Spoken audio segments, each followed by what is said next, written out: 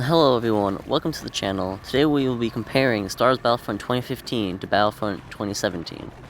I thought now would be a good time to compare these two games since both their live services are over and we can see them in their complete form. Remember that this is all just my opinion and I don't expect all of you to agree with me. As always, remember to like and subscribe and let's get into it. We will be judging these games based on looking at 7 things. We will be looking at gameplay, hero and villain roster, maps, graphics, game modes, customization, and DLC. And first, let's take a look at gameplay. I think it is very obvious that Battlefront 2 has more refined and better mechanics. Battlefront 1 didn't have awful trooper mechanics, but it simply improved in Battlefront 2. I think the choice of trooper classes and reinforcements helps Battlefront 2 feel more well-rounded. Also looking at hero gameplay, I think heroes were more overpowered and required less skill in Battlefront 1. And you just need to stumble upon a hero token and didn't have to earn it.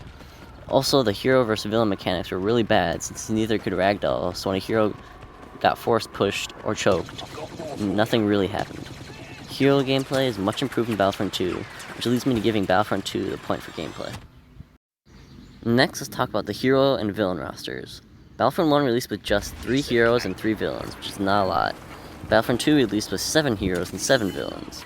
Both games gained 8 heroes and villains through DLC, so Battlefront 1 ended with a total of 14 heroes and villains, while Battlefront 2 ended with a total of 22 heroes and villains. Once again, I have to give the point to Battlefront 2. Next, let's talk about maps. I think this one is very obvious. At release, Battlefront 1 had only 4 planets, although there were multiple maps per planet, that didn't lead to very much variation.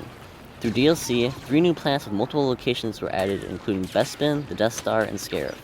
And more maps on Tatooine and Solus were added. Battlefront 2 released with 11 planets in multiplayer, and 4 more in the campaign, and 3 unique space locations.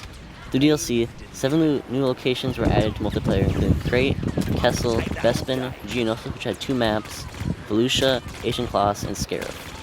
Jabba's Palace was also added on Tatooine, and 1 more space location was added. I will say the map design was very good in Battlefront 1, but overall, Battlefront 2 has more maps and more variety to its maps. So once again, the point goes to Battlefront 2. And next, let's talk about graphics.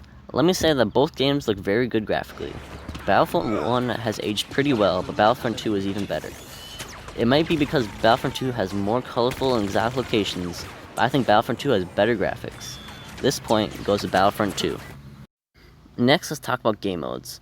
Battlefront 1 had more online game modes than Battlefront 2.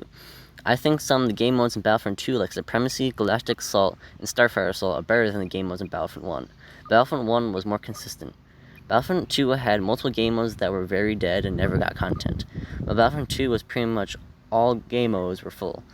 When it comes to offline content though, Battlefront 2 destroys Battlefront 1.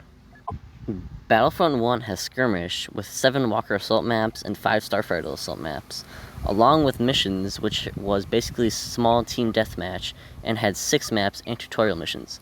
Battlefront 2 has Instant Action, which has 3 large-scale game modes: Supremacy, Missions Attack, and Missions Defend. Supremacy has 13 maps, while Missions has 21 maps. There's also the campaign and the resurrection part of the campaign. There's also Arcade, which has specified missions, Team Deathmatch, which has 17 maps, and Starfire Assault. If you play couch co-op in Arcade, there are those modes and Doom mode, which is 1v1 mode. Overall, I think Battlefront 1 has better online game modes, but Battlefront 2 has better offline game modes, so I'm going to give each game half a point. Next, we will talk about customization. I think Battlefront 1 had better trooper customization, and Battlefront 2 had better hero customization. Because of this, I'm going to give each side half a point. Finally, we're going to talk about DLC. Battlefront 2 had free DLC, but Battlefront 1 had a season pass, so Battlefront 2 automatically gets a leg up. In DLC, Battlefront 1 got 3 planets, multiple other new maps, 6 new game modes, and 8 heroes. Battlefront 2 got 7 new planets, multiple new other maps, 7 new game modes, and 8 heroes. Once again, I think Battlefront 2 wins. It got more content and it was free, so it gets the point. And so in total, Battlefront 2 wins 6-1. I think this was an obvious conclusion. Battlefront 2 has better gameplay, more content, free DLC, and a great resurrection story. Thanks for watching, everybody. Remember to drop a like to show your support and to subscribe. And I will see you on the Battlefront.